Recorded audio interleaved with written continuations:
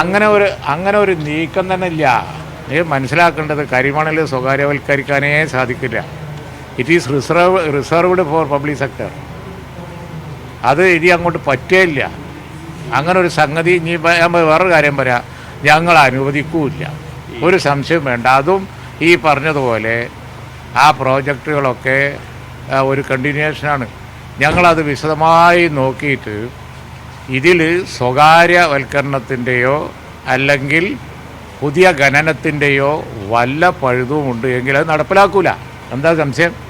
ഇത് ഞങ്ങളെ മുമ്പിൽ അവതരിച്ചത് പബ്ലിക് സെക്ടറിലും കൂടി നടത്തുന്ന ഒരു വാല്യൂ അഡീഷൻ, പൊതുമേഖലാ സ്ഥാപനങ്ങളുടെ ഒരു വാല്യൂ അഡീഷൻ മാത്രമായി ഞങ്ങൾ മുമ്പിൽ അതിൻ്റെ ഫയൽ ഞങ്ങൾ വിശദമായിട്ട് പഠിക്കും.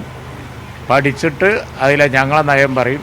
സംശയം വേണ്ട, ഖനനവും പാടില്ല, സ്വകാര്യവൽക്കരണവും പാടില്ല.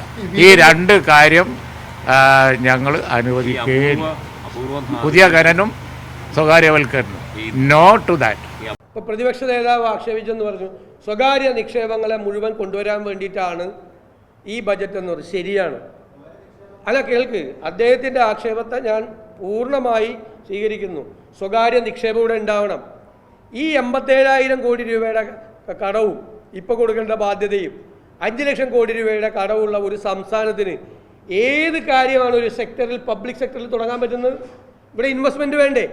ഇവിടെ മത്സരിക്കുകയാണ് സംസ്ഥാനങ്ങൾ, ഇന്ത്യയിലെ സംസ്ഥാനങ്ങൾ. ഓരോ ഇൻവെസ്റ്ററെയും കൊണ്ടുപോകുന്നതിന് വേണ്ടി തമിഴ്നാടും കർണാടകയും മഹാരാഷ്ട്രയും തെലുങ്കാനയും ആന്ധ്രയും ഹരിയാനയും എല്ലാവരും മത്സരിക്കുകയാണ്. ഇവിടെ വരാൻ പാടില്ല ആരും. അതല്ല ഞങ്ങളുടെ നയം.